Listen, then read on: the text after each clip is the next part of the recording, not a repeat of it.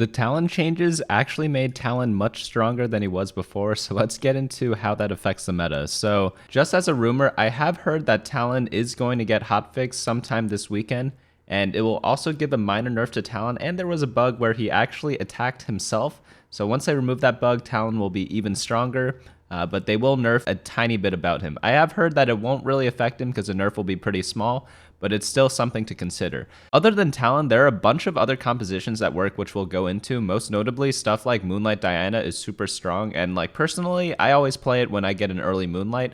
There's Nami reroll, Yasuo reroll, and a bunch of other different comps. Like pretty much everything from before is playable except for Ahri, Vanguard, Mystic.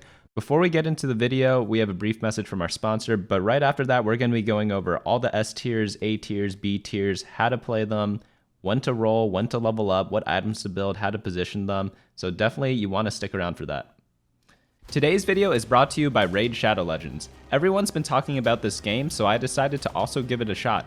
What I personally like about this game so far is the ability to play wherever I am, regardless of how much time I have to play. If you are a frequent viewer of my channel, you definitely have a competitive drive, and Raid Shadow Legends offers just that, with millions of players competing every day in tournaments. It's also free to play, so you could get started at any time. Let's go over what's new in Raid. Raid just released the Artifact Forge, where you can save time and craft artifacts directly, as well as a whole new advanced quest system with new and exciting rewards.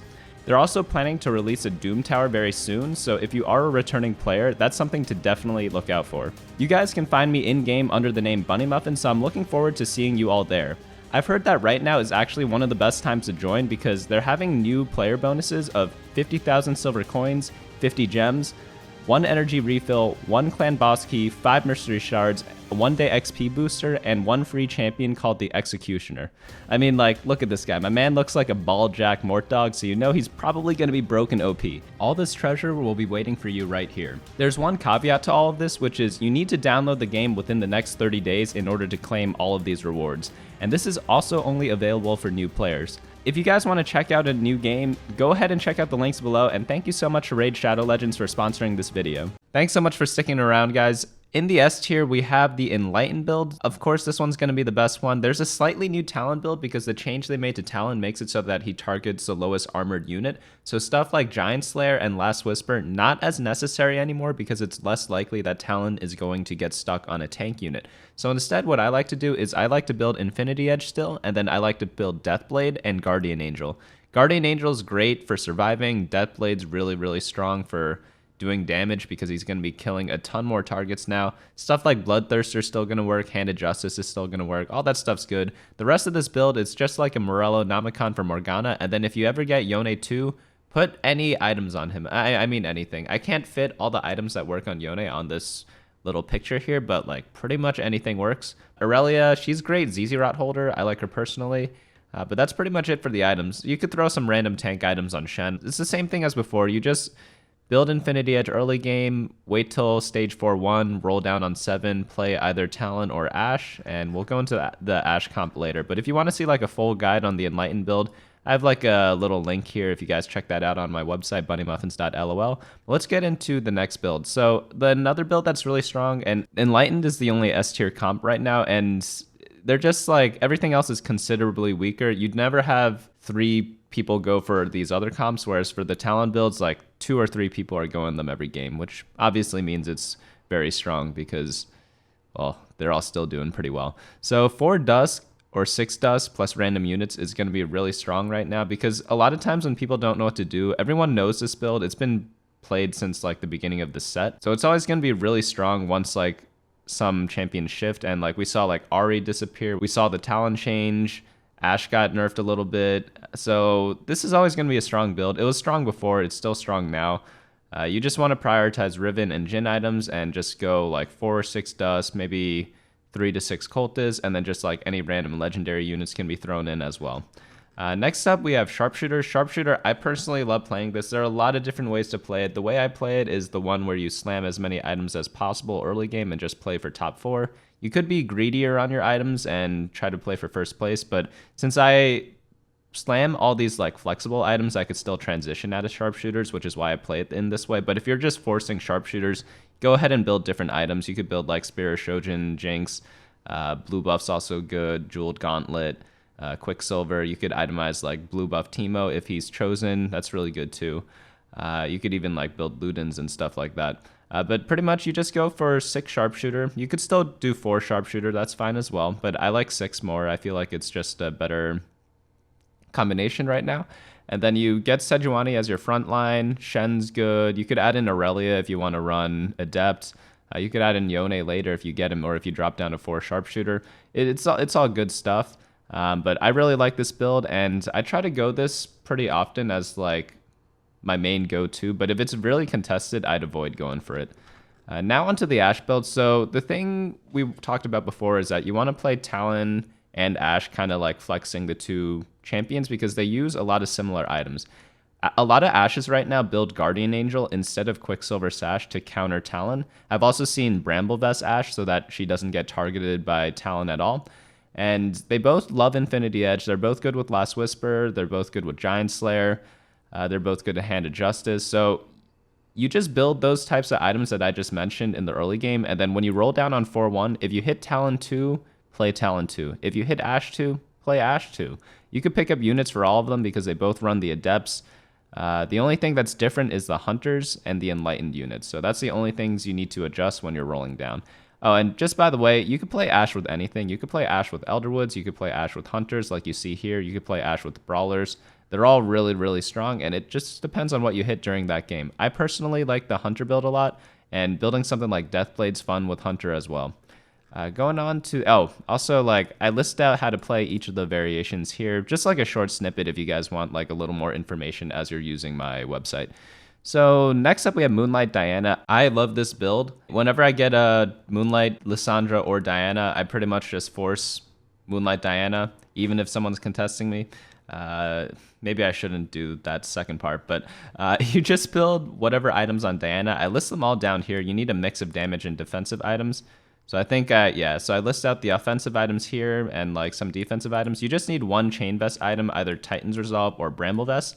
And then after that, you go like Infinity Edge, Gunblade, Hand of Justice, Quicksilver. Those are all pretty good. You could build some of like the weird items if you really want, like Ionic Spark, Dragon Claw, but those aren't as good. But if you're forced to build them in the late game, just go ahead and build those. But I think my favorite build is either what you see on the screen here or Infinity Edge instead of the Hextech Gunblade. I feel like the healing's a little overrated sometimes, but in some matchups it's really necessary. But sometimes with Infinity Edge, I find that she just kills everything before the healing even matters, so it just depends on who you're playing against. Lissandra's great user of Assassin Spatula. You don't have to play 6 Assassin, you could play 4 Assassin, you could play 4 Dazzler, you could play 2 Mystic, you could play 2 random legendary units if you end up getting those. There's a lot of different champions that fit. I'd say the core units are Diana, Lissandra, Talon, Pike, and then a Dazzler, either Lux or Morgana, and they both work. Going into the next composition, 9 Cultists. I've been seeing a tiny bit of this pop up. It's really good. It's just really hard to hit. A lot of people have been going for like 3-star Elise and Pike and Twist of Fate, which is really interesting because if you try to go for those, it's really difficult to level up to level 8 to hit Zillion. But if you hit it, you're going to be doing a lot of damage to a lot of people later in the game. But there's this awkward midpoint where you're kind of like between 6 and 9 Cultists.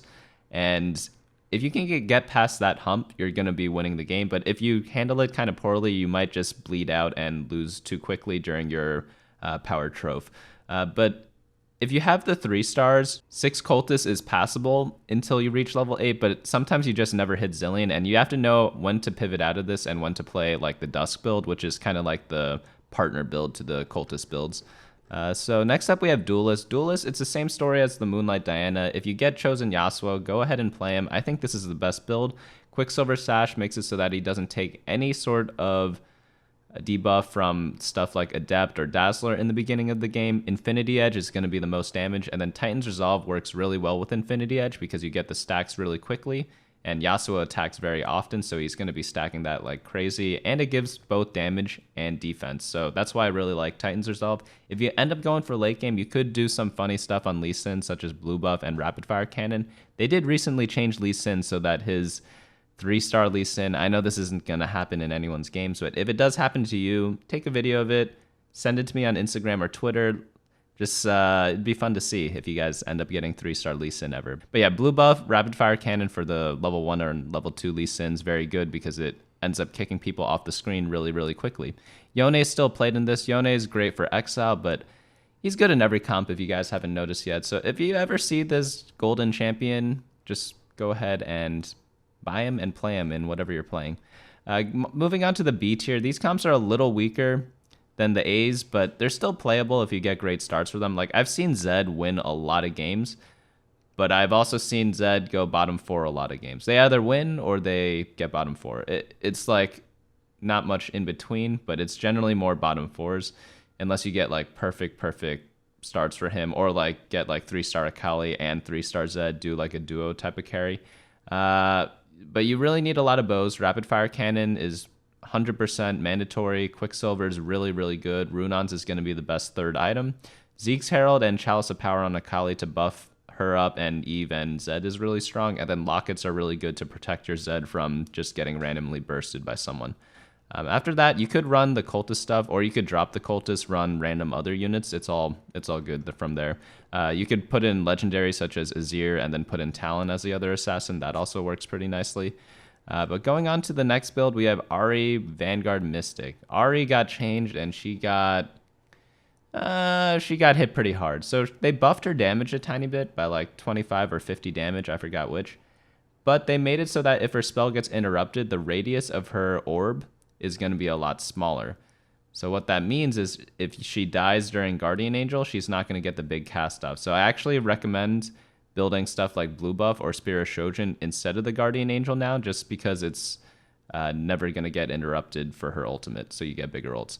But it's still playable, just not as strong as it was before. It's like considerably weaker. So if there are games where you'd get like second place with this comp, you'll most likely get fourth. Stuff like that. Obviously, it depends on what matchups you're facing, but it's going to be a bit of a struggle.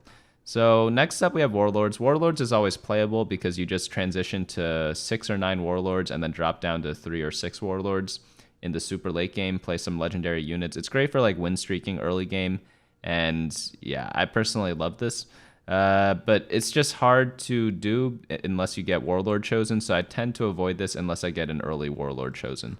Next up, we have Mage Reroll. I've seen Nami making a comeback, and it's actually kind of funny because double Ludens destroys Talon because Talon doesn't build Quicksilver Sash, unlike other carries. So if he jumps to your team, Talon's going to be attacking either Fiora, Janna, or Morgana, and then Nami might just kill the Talon in that short period of time. Obviously, Guardian Angel will give him a second life, but a lot of times with 6 Enlightened, Nami like perma-CCs people who are near her. So just something to keep in mind. I think this comp is kind of underrated right now. There's also a way to play this where you don't even reroll for Nami. You just stay Nami 2-star with double Ludens and just go level 9, play like legendaries instead with like a win streak type of start. But the 3-star version works pretty well too because Annie's super, super good. A 3-star Nami gives her more health so she gets more bubbles off. But just things to consider if you're not hitting her, you don't need her. She's not mandatory. I've seen a lot of top 10 players play this way. And next up, we have the C tier. Avoid the C tiers. I dropped down Moonlight Lissandra to C tier, but it is still playable. It's just, why are you going this? Just go Diana instead. Shade Spirit, there's a better Zed build, which is the ninja one. And then Akali carry. I played this with my friends. We won the game because we had 3-star Akali, 3-star Kennen, Assassin Spatula, and 3-star Zed. But unless you're getting all of that, it's going to be really, really difficult, you know? Like, it's definitely playable, but there are just better things to go. Why would you do something that's much harder to do, but with less reward? It's like, if you want to play it, go ahead. This is like a build that works, but if you don't want to get like a migraine when you play TFT, I suggest playing the S, A, or B tier comps. But yeah, that's pretty much it. Ignore everything else down here because they're just not very strong. Let's go on to the items. Item priority, I still love the BF sword. Rod would be my next choice because I just have it just fits my playstyle for the comps I play. I just slam like random early game items with a rod. Sword, I love playing Talon and Ashe, and I also like playing Diana, so these 2 items are good for all of those comps. And then like I'm pretty much comfortable with starting with anything except for the Negatron cloak. And the reason behind that is because Negatron just frankly doesn't build anything. Belt, it's good for Zizirot and Zeeks. I love building Zeeks. Bow's really only used for like Zizirot, Last Whisper, Giant Slayer, and those items are kind of used more in the late game. That's why I rank bow pretty low, because the items are good, they're just not useful in the beginning of the game. And then of course we have the item quadrant here. I need to make one adjustment to it, which I'll update after this video. I forgot to do it beforehand. And that's just moving Infinity Edge up to the top right more. But the rest of this I think is pretty accurate. Bramble Vest is probably a little stronger than it is now too, so I need to make 2 changes. But I just wasn't at my computer this morning, so I have to change this afterwards. But yeah, that's it for items. Build the items on the top right, avoid the items on the bottom left if you can. Just to sum up, we have the S tier, only Enlightened is S tier right now. Talon, 3 people can play this comp right now, and they're all probably going to do at least semi-decently. In A tier, Dusk is really good, Sharpshooters is great, Ashe is still really good. Ashe might be more like where Dusk is. I wasn't really too sure where to put it. I haven't been playing it as much, but it's still good if you hit it and it like shares all the same items as Talon. So maybe this should be bumped up more because it's more versatile. Moonlight Diana, I love playing that. I'm going to release some Moonlight Diana videos this weekend. Cultists, really good too if you get the Cultist chosen and then 9 Cultists. Duelist, great if you get Reroll Yasuo. And then B tiers, they're all decent, but like I wouldn't play. I play them maybe once every like 10 games each of these comps. Whereas these I'll play like in 90% of my games, the S and A tiers. But yeah, that's pretty much it for today. Hopefully you guys enjoyed that. Again, I'm going to be coming out with some Reroll Diana videos and maybe a guide for that. And keep an eye out for the Talon nerf because it's probably going to come out very soon. At least from the rumor I heard. Maybe it doesn't get dropped at all. But even if it happens, this tier list is still going to be viable because I've heard that the changes to Talon are going to be very, very minor. But yeah, that's it from me. If you guys enjoyed this, go ahead, hit the like button down below as it helps me out, apparently, from YouTube. It's not my rule. It's what YouTube does to decide what videos to promote. So I would appreciate it if you guys did hit that like button.